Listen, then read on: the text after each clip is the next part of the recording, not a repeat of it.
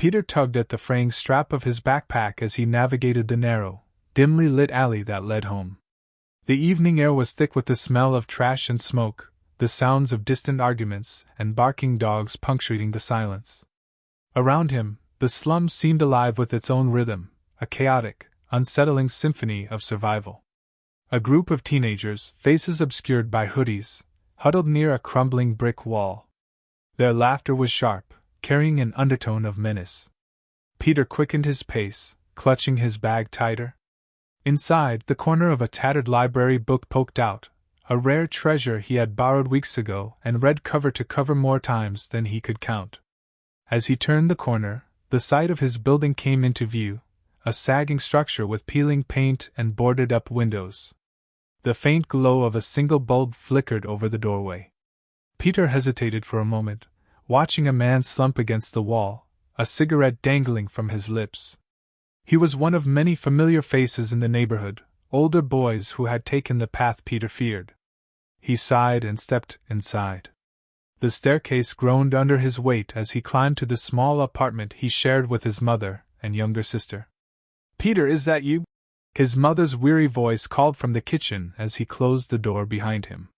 "Yes, Mama," he replied, setting his bag down on the wobbly table. The apartment was cramped, its walls stained with years of wear and tear. A single fan whirred weakly in the corner, barely cutting through the stifling heat. His mother stood by the stove, stirring a pot of beans and rice. Her uniform from the diner was splattered with grease stains, her face lined with exhaustion. "Did you eat anything today?" she asked, glancing at him over her shoulder. Peter hesitated. "I'm okay, Mama." She gave him a knowing look but said nothing.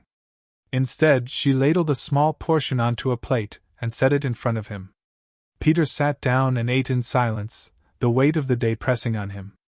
Afterward, he retrieved his library book and sat by the window, where the dim streetlight outside offered just enough illumination to read. It was a biography about a man who had grown up in poverty and risen to greatness. As he read, Peter's mind wandered. He thought about his school, where the books were old and the teachers overworked. He thought about his neighborhood, where dreams seemed to wither before they could take root. But most of all, he thought about the life he wanted, one far away from this place. He didn't know how he'd get there, but he clung to one truth like a lifeline: education was his way out. The sounds of the slum outside grew quieter as the night deepened. Peter's eyelids grew heavy, but he refused to put the book down. He read until the words blurred together, the faint hope in their pages lighting a small spark in his chest. Tomorrow would bring more challenges, but for now, he allowed himself to dream. Peter discovered the library by accident. One humid afternoon, seeking refuge from the sun, he ducked into the small brick building with a faded sign that read, "Community Library." The cool, musty air welcomed him, a stark contrast to the chaos of the streets outside. Shelves lined the walls, crowded with books that seemed older than the building itself. At a desk near the back sat a woman with silver-streaked hair and glasses perched on her nose. She looked up from her work and smiled. "Looking for something?" she asked. Peter hesitated. "Just looking around." The woman, who introduced herself as Mrs. Edwards, watched as Peter wandered through the aisles, his fingers trailing over the spines of books. He stopped at a shelf labeled "History and Biographies," and pulled out a worn volume about a self-made entrepreneur. "That's a good one," Mrs. Edwards said, appearing beside him. "You know, a lot of these people started with nothing, just like us." Peter nodded, clutching the book tightly. "Can I borrow it?" "Of course. You can borrow as many as you'd like. Just promise to take care of them." From that day on, the library became Peter's sanctuary. After school, he'd sit in a corner, devouring books about people who had overcome immense odds. Mrs. Edwards often recommended titles, encouraging him to think bigger. "You can do great things, Peter," she told him one afternoon. "It starts with believing you can." Those words stayed with him, lighting a small fire of hope in his chest. One evening, as Peter walked home from the library, a commotion erupted a block away. He froze as shouting and the unmistakable crack of gunfire pierced the air. Panic rippled through the street as people scattered. Peter ducked behind a dumpster, his heart pounding. When the chaos subsided, he emerged cautiously, his book still clutched to his chest. He passed a familiar face, his friend Marcus, leaning against a wall with a cigarette in hand. "Hey, Pete," Marcus called. "Still carrying those books around? What's the point? Ain't no college gonna come looking for kids like us." Peter hesitated, then shook his head. "I can't give up, Marcus. I just can't." Marcus snorted. "You'll see. Streets don't let anyone leave." Peter walked away, Marcus's words echoing in his mind. The streets had claimed so many, including Marcus, who had dropped out of school months ago to make fast money running errands for the local gang. That night, as Peter sat by the window with his book, he wrestled with doubt. The world around him seemed determined to pull him down, and the weight of it was suffocating. But when he thought of his mother, her tired face etched with sacrifice, and his little sister sleeping in the next room, he steeled himself. "I'll prove them wrong," he whispered to the darkness. "I'll find a way out." Peter's math teacher, Mr. Coleman, was a sharp-eyed man with a passion for teaching. He often noticed the way Peter stayed behind after class, asking questions and scribbling notes in the margins of his tattered notebook.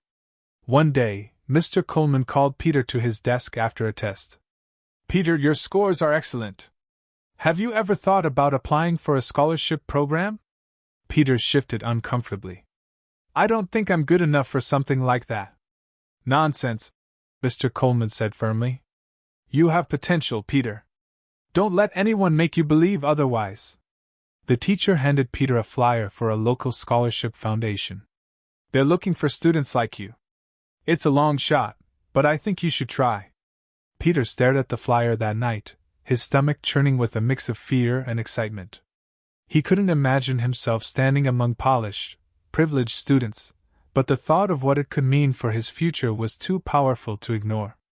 With encouragement from Mr. Coleman and Mrs. Edwards, Peter began preparing his application. He poured his heart into the essay, recounting the struggles he faced and the hope he found in education. When he finally submitted the application, he felt a flicker of pride. For the first time, he allowed himself to believe that maybe, just maybe, he could rise above the shadows. Peter's small apartment was quiet, the only sounds the faint hum of the fan and the rhythmic ticking of a wall clock. At the kitchen table, illuminated by the soft flicker of a candle, Peter sat hunched over a textbook. His pencil scratched against the worn pages of his notebook as he worked through a series of math problems. The power had gone out hours ago, a common occurrence in their building. Still, Peter pressed on. His mother had long since gone to bed, her body worn down from another double shift at the diner. His younger sister lay curled up on the couch, her tiny face peaceful in sleep. Peter's stomach growled, but he ignored it. Hunger was familiar, a dull ache he had learned to push aside. What mattered now was the practice test Mr. Coleman had given him. His eyes burned from exhaustion, but he refused to stop. Each problem he solved felt like a step closer to the life he dreamed of, a life far removed from this crumbling apartment and the dangers that lurked outside. When the candle burned down to its final inch, Peter finally put down his pencil. He glanced at the clock. 3 a.m. tomorrow would be another long day, but as he stared at the neat rows of answers in his notebook, he felt a surge of pride. "Someday," he whispered to himself, "all this will be worth it." Life, however, seemed determined to test Peter's resolve. Just weeks before the scholarship results were due, his mother fell ill. She came home one evening pale and trembling, her usual resilience replaced by visible weakness. "I'll be fine," she insisted, but Peter could see the truth in her eyes. Her illness meant fewer hours at work and more strain on an already thin budget. Peter stepped up without hesitation, taking on extra responsibilities at home. He cooked meals, cleaned, and helped his sister with her homework, all while trying to keep up with his own studies. But the strain began to show. One night, while reviewing notes for an important test, he realized he had forgotten to prepare dinner. His sister tugged at his sleeve, asking when they would eat. Peter stood frozen for a moment, overwhelmed by guilt and exhaustion. Then he forced himself into motion, pulling together a simple meal from the meager supplies in their pantry. That night, as he lay awake on the couch, Peter felt the weight of doubt pressing down on him. How could he balance everything? How could he succeed when life kept throwing obstacles in his path? But then he thought of his mother's unwavering support, and the sacrifices she made every day. He thought of his sister's innocent smile, and the hope he wanted to give her. "I can't stop now," he murmured into the darkness. "Not when I've come this far." Despite the mounting challenges, Peter wasn't alone. Mrs. Edwards and Mr. Coleman noticed the strain he was under and quietly stepped in to help. Mrs. Edwards began saving extra snacks from the library's weekly events, slipping them into Peter's backpack when he wasn't looking. "Fuel for the brain," she'd say with a wink when he caught her. Mr. Coleman started staying after school to tutor Peter one-on-one, helping him sharpen his skills for the upcoming scholarship exams. "You're going to ace this, Peter," he said confidently after a particularly grueling session. One afternoon, Mrs. Edwards handed Peter a thick envelope. "I pulled some strings," she said, smiling. "This is a practice test from the Scholarship Foundation. It'll help you get a feel for what they're looking for." Peter blinked back tears of gratitude. "Thank you. I don't know how I can ever repay you." "By succeeding," she replied. "That's all the thanks I need." Peter poured every ounce of himself into preparing for the scholarship interview. He practiced speaking clearly, answering questions, and sharing his story with confidence. The day he submitted his application and completed the interview, Peter felt both nervous and exhilarated. The next step was out of his hands, but for the first time, he truly believed he had a chance. As he walked out of the interview room, he looked up at the clear blue sky and allowed himself a small smile. Whatever happened next, he knew he had done everything he could. The letter arrived on a humid afternoon, carried in the trembling hands of the mailman who navigated Peter's crumbling building with caution. Peter's mother held the envelope out to him, her eyes filled with a mixture of hope and fear. "It's from the Scholarship Foundation," she said softly. Peter stared at the envelope, unable to move. His heart pounded in his chest as his little sister tugged on his sleeve. "Open it, Peter! What does it say?" His fingers fumbled as he tore the envelope open, pulling out the crisp letter inside. He scanned the words, his eyes widening with every line. "Dear Peter, we are thrilled to inform you." His voice broke as he read aloud, and tears began to spill down his cheeks. He had been accepted to the prestigious prep school with a full scholarship. His mother pulled him into a tight hug, her own tears flowing freely. "I knew you could do it," she whispered. "I always knew." That evening, the family celebrated with a modest meal of rice and beans.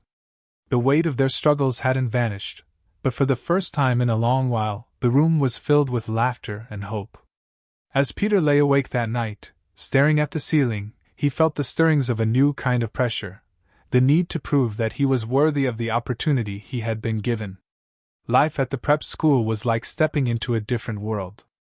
The campus was pristine, the classrooms filled with state-of-the-art equipment, and the students dressed in neatly pressed uniforms. Peter felt out of place at first. The other students talked about vacations abroad and private tutors, while he wore second-hand clothes and carried a patched-up backpack. But he refused to let that hold him back. He spent hours in the library, asking questions in class, and seeking advice from his teachers. Slowly, he earned the respect of his peers and the admiration of his instructors. One day, his English teacher assigned a personal essay, "Describe a challenge that shaped who you are." Peter poured his heart into the assignment, recounting his journey from the slums to the prep school. When the essay was returned, his teacher had written in bold letters at the top, "Submit this with your Harvard application." Peter's hands trembled as he filled out the application forms. He sent in his transcript, letters of recommendation, and the essay that carried the weight of his entire story. The waiting period was agonizing, but when the acceptance email finally arrived, Peter couldn't believe his eyes. He was going to Harvard. The day Peter stepped onto Harvard's campus was one of clear skies and warm sunlight. The towering red brick buildings and sprawling green lawns seemed almost surreal. He carried his suitcase with one hand and a notebook in the other, his heart pounding with a mix of excitement and nerves. He thought of his mother, who had hugged him tightly at the bus station, whispering, "Make us proud, Peter."